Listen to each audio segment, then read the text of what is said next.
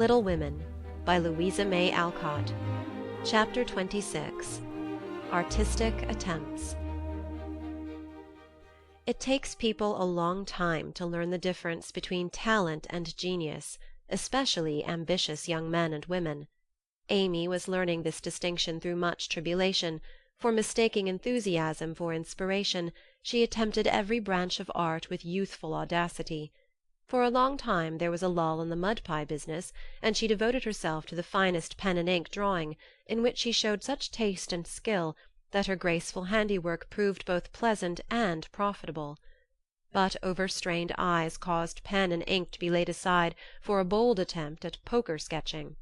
While this attack lasted, the family lived in constant fear of a conflagration, for the odor of burning wood pervaded the house at all hours.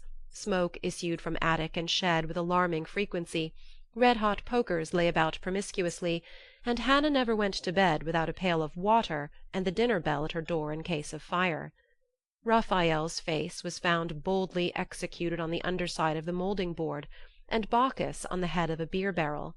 A chanting cherub adorned the cover of the sugar-bucket, and attempts to portray Romeo and Juliet supplied kindling for some time. From fire to oil was a natural transition for burned fingers, and Amy fell to painting with undiminished ardor. An artist friend fitted her out with his cast-off palettes, brushes, and colors, and she daubed away, producing pastoral and marine views such as were never seen on land or sea. Her monstrosities in the way of cattle would have taken prizes at an agricultural fair, and the perilous pitching of her vessels would have produced sea-sickness in the most nautical observer, if the utter disregard to all known rules of shipbuilding and rigging had not convulsed him with laughter at the first glance. Swarthy boys and dark-eyed Madonnas staring at you from one corner of the studio suggested Murillo. Oily brown shadows of faces with a lurid streak in the wrong place meant Rembrandt. Buxom ladies and dropsical infants, Rubens. And Turner appeared in tempests of blue thunder, orange lightning, brown rain, and purple clouds, with a tomato-colored splash in the middle, which might be the sun or a buoy, a sailor's shirt or a king's robe, as the spectator pleased. Charcoal portraits came next, and the entire family hung in a row, looking as wild and crocky as if just evoked from a coal-bin. Softened into crayon sketches, they did better, for the likenesses were good, and Amy's hair, Joe's nose, Meg's mouth, and Laurie's eyes were pronounced wonderfully fine. A return to clay and plaster followed, and ghostly casts of her acquaintances haunted corners of the house or tumbled off closet shelves onto people's heads. Children were enticed in as models, till their incoherent accounts of her mysterious doings caused Miss Amy to be regarded in the light of a young ogress. Her efforts in this line, however, were brought to an abrupt close by an untoward accident, which quenched her ardor. Other models failing her for a time, she undertook to cast her own pretty foot, and the family were one day alarmed by an unearthly bumping and screaming, and running to the rescue, found the young enthusiast hopping wildly about the shed with her foot held fast in a planful of plaster, which had hardened with unexpected rapidity. With much difficulty and some danger she was dug out, for Joe was so overcome with laughter while she excavated that her knife went too far, cut the poor foot, and left a lasting memorial of one artistic attempt at least. After this Amy subsided, till a mania for sketching from nature set her to haunting river, field, and wood for picturesque studies, and sighing for ruins to copy. She caught endless colds sitting on damp grass to book a delicious bit, composed of a stone, a stump, one mushroom, and a broken mullein stalk, or a heavenly mass of clouds that looked like a choice display of feather-beds when done. She sacrificed her complexion floating on the river in the midsummer sun to study light and shade, and got a wrinkle over her nose after trying points of sight, or whatever the squint-and-string performance is called. If genius is eternal patience, as Michelangelo affirms, Amy had some claim to the divine attribute, for she persevered in spite of all obstacles, failures, and discouragements, firmly believing that in time she should do something worthy to be called high art. She was learning, doing, and enjoying other things meanwhile, for she had resolved to be an attractive and accomplished woman, even if she never became a great artist. Here she succeeded better, for she was one of those happily created beings who please without effort, make friends everywhere, and take life so gracefully and easily that less fortunate souls are tempted to believe that such are born under a lucky star. Everybody liked her, for among her good gifts was tact. She had an instinctive sense of what was pleasing and proper, always said the right thing to the right person, did just what suited the time and place, and was so self-possessed that her sisters used to say, if Amy went to court without any rehearsal beforehand, she'd know exactly what to do. One of her weaknesses was a desire to move in our best society without being quite sure what the best really was. Money, position, fashionable accomplishments, and elegant manners were most desirable things in her eyes, and she liked to associate with those who possessed them, often mistaking the false for the true, and admiring what was not admirable. Never forgetting that by birth she was a gentlewoman, she cultivated her aristocratic tastes and feelings, so that when the opportunity came she might be ready to take the place from which poverty now excluded her. My lady, as her friends called her, sincerely desired to be a genuine lady, and was so at heart, but had yet to learn that money cannot buy refinement of nature, that rank does not always confer nobility, and that true breeding makes itself felt in spite of eternal drawbacks. "I want to ask a favor of you, mamma," Amy said, coming in with an important air one day. "Well, little girl, what is it?" replied her mother, in whose eyes the stately young lady still remained the baby. "Our drawing class breaks up next week, and before the girls separate for the summer I want to ask them out here for a day. They're wild to see the river, sketch the broken bridge, and copy some of the things they admire in my book. They've been very kind to me in many ways, and I am grateful, for they are all rich, and I know I am poor, yet they never made any difference." "Why should they?" And Mrs. March put the question with what the girls called her Maria Theresa air. "You know as well as I that it does make a difference with nearly everyone, so don't ruffle up like a dear motherly hen when your chickens get pecked by smarter birds. The ugly duckling turned out a swan, you know." And Amy smiled without bitterness, for she possessed a happy temper and hopeful spirit. Mrs. March laughed and smoothed down her maternal pride as she asked, "Well, my swan, what is your plan?" "I should like to ask the girls out to lunch next week, to take them for a drive to the places they want to see, a row on the river perhaps, and make a little artistic fete for them." "That looks feasible. What do you want for lunch? Cake, sandwiches, fruit, and coffee will be all that is necessary, I suppose." "Oh, dear, no. We must have cold tongue and chicken, French chocolate, and ice cream besides. The girls are used to such things, and I want my lunch to be proper and elegant, though I do work for my living." "How many young ladies are there?" asked her mother, beginning to look sober. 12 or 14 in the class, but I dare say they won't all come." "Bless me, child, you will have to charter an omnibus to carry them about." "Why, Mother, how can you think of such a thing? Not more than 6 or 8 will probably come, so I shall hire a beach wagon and borrow Mr. Lawrence's cherry bounce." Hannah's pronunciation of charabanc. "All of this will be expensive, Amy." "Not very. I've calculated the cost, and I'll pay for it myself." "Don't you think, dear, that as these girls are used to such things, and the best we can do will be nothing new, that some simpler plan would be pleasanter to them, as a change, if nothing more, and much better for us than buying or borrowing what we don't need, and attempting a style not in keeping with our circumstances?" "If I can't have it as I like, I don't care to have it at all. I know that I can carry it out perfectly well, if you and the girls will help a little, and I don't see why I can't if I'm willing to pay for it," said Amy, with the decision which opposition was apt to change into obstinacy. Mrs. March knew that experience was an excellent teacher, and when it was possible she left her children to learn alone the lessons which she would gladly have made easier, if they had not objected to taking advice as much as they did salts and senna. "Very well, Amy, if your heart is set upon it, and you see your way through without too great an outlay of money, time, and temper, I'll say no more. Talk it over with the girls, and whichever way you decide, I'll do my best to help you." "Thanks, Mother, you are always so kind." And away went Amy to lay her plan before her sisters. Meg agreed at once, and promised her aid, gladly offering anything she possessed, from her little house itself to her very best salt-spoons. But Joe frowned upon the whole project, and would have nothing to do with it at first. Why in the world should you spend your money, worry your family, and turn the house upside down for a parcel of girls who don't care a sixpence for you? I thought you had too much pride and sense to truckle to any mortal woman just because she wears French boots and rides in a coupe," said Joe, who, being called from the tragic climax of her novel, was not in the best mood for social enterprises.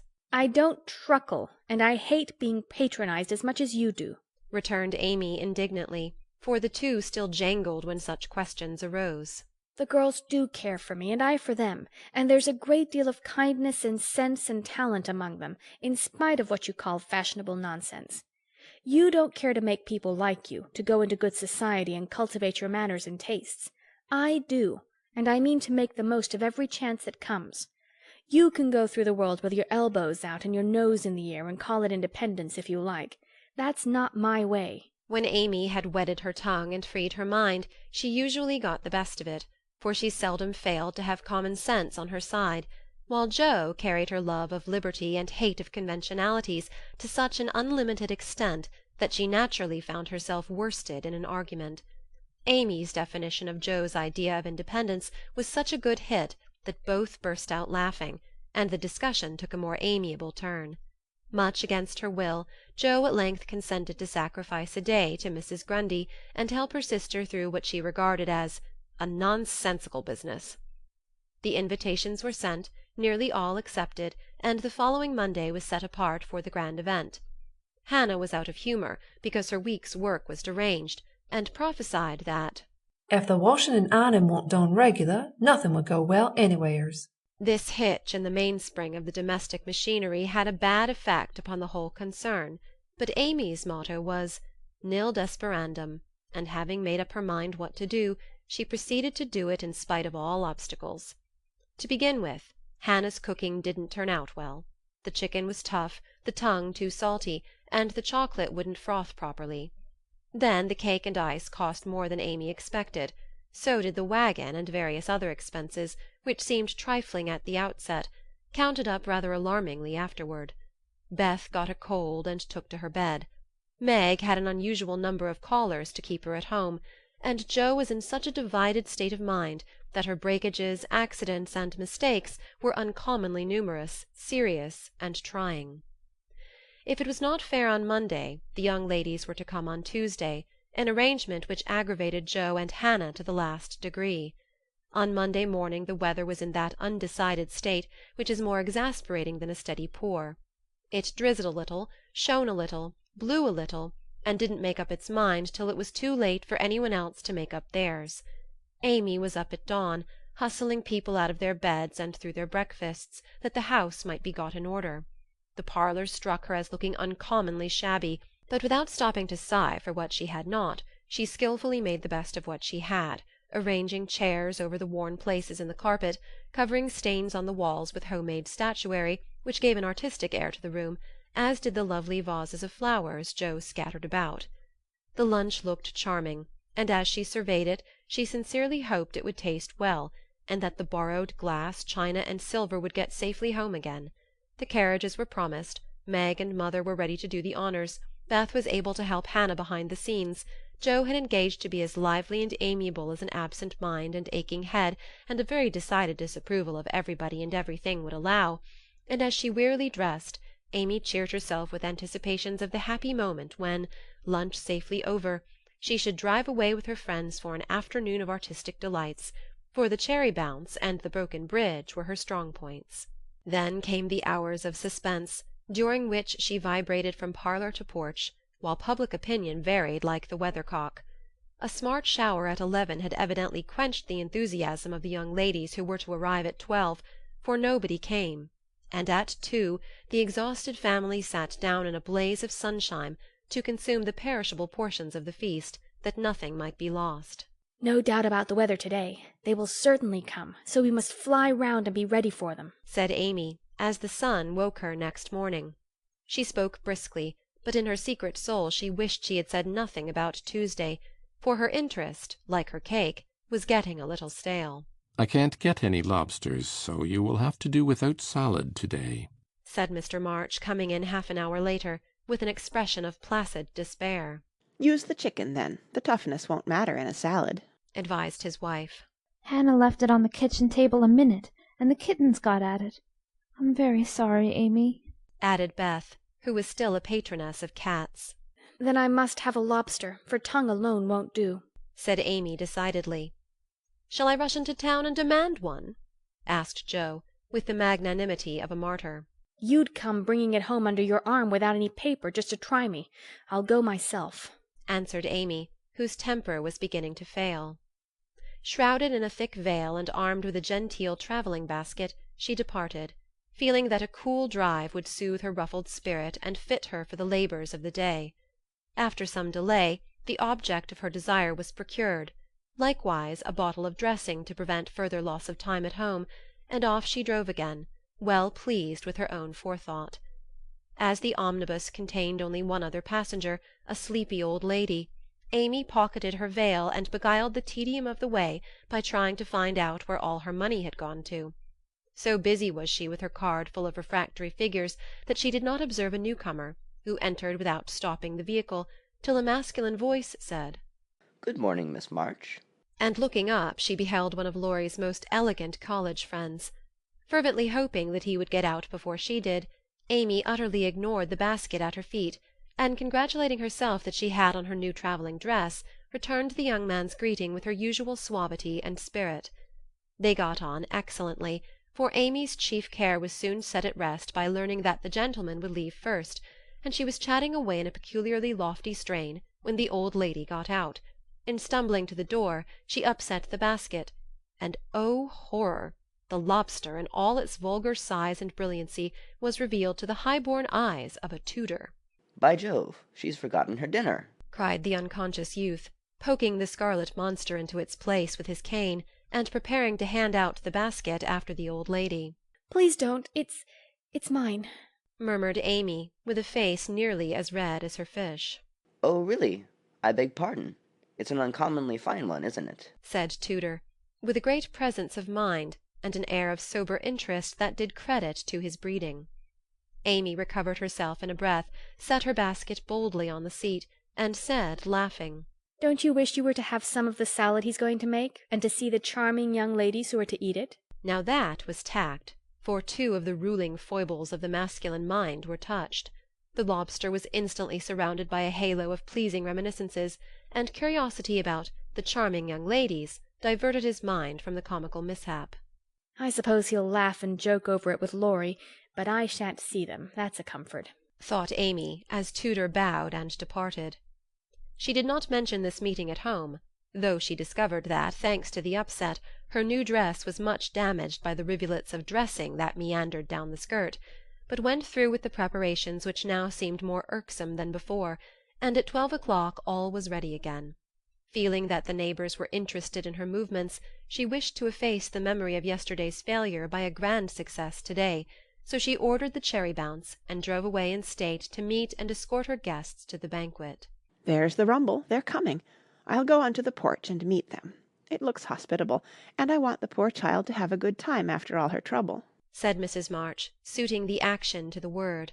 But after one glance she retired, with an indescribable expression, for, looking quite lost in the big carriage, sat Amy and one young lady. "Run, Beth, and help Hannah clear half the things off the table. It will be too absurd to put a luncheon for 12 before a single girl," cried Joe, hurrying away to the lower regions, too excited to stop even for a laugh. In came Amy, quite calm and delightfully cordial to the one guest who had kept her promise. The rest of the family, being of a dramatic turn, played their parts equally well, and Miss Elliot found them a most hilarious set, for it was impossible to control entirely the merriment which possessed them. The remodelled lunch being gaily partaken of, the studio and garden visited, and art discussed with enthusiasm, Amy ordered a buggy, alas for the elegant cherry bounce, and drove her friend quietly about the neighbourhood till sunset, when the party went out. As she came walking in, looking very tired but as composed as ever, she observed that every vestige of the unfortunate fete had disappeared, except a suspicious pucker about the corners of Joe's mouth. "You've had a loverly afternoon for your drive, dear," said her mother, as respectfully as if the whole 12 had come. Miss Elliot is a very sweet girl, and seemed to enjoy herself, I thought," observed Beth, with unusual warmth. "Could you spare me some of your cake? I really need some. I have so much company, and I can't make such delicious stuff as yours," asked Meg soberly. Take it all. I'm the only one here who likes sweet things, and it will mold before I can dispose of it," answered Amy, thinking with a sigh of the generous store she had laid in for such an end as this. "It's a pity Laurie isn't here to help us," began Joe, as they sat down to ice cream and salad for the second time in 2 days. A warning look from her mother checked any further remarks, and the whole family ate in heroic silence, till Mr. March mildly observed, Salad was one of the favourite dishes of the ancients, and Evelyn— Here a general explosion of laughter cut short the history of salads, to the great surprise of the learned gentleman. "Bundle everything into a basket and send it to the Hummels. Germans like messes. I'm sick of the sight of this, and there's no reason you should all die of a surfeit because I've been a fool," cried Amy, wiping her eyes. "I thought I should have died when I saw you two girls rattling about in the what-do-you-call-it, like two kernels in a very big nutshell, and mother waiting in state to receive the throng," sighed Joe, quite spent with laughter. "I'm very sorry you were disappointed, dear, but we all did our best to satisfy you," said Mrs. March, in a tone full of motherly regret. "I am satisfied. I've done what I undertook, and it's not my fault that it failed. I comfort myself with that," said Amy, with a little quiver in her voice. "I thank you all very much for helping me, and I'll thank you still more if you won't allude to it for a month at least." No one did, for several months, but the word fête always produced a general smile, and Laurie's birthday gift to Amy was a tiny coral lobster in the shape of a charm for her watch-guard. End of chapter 26.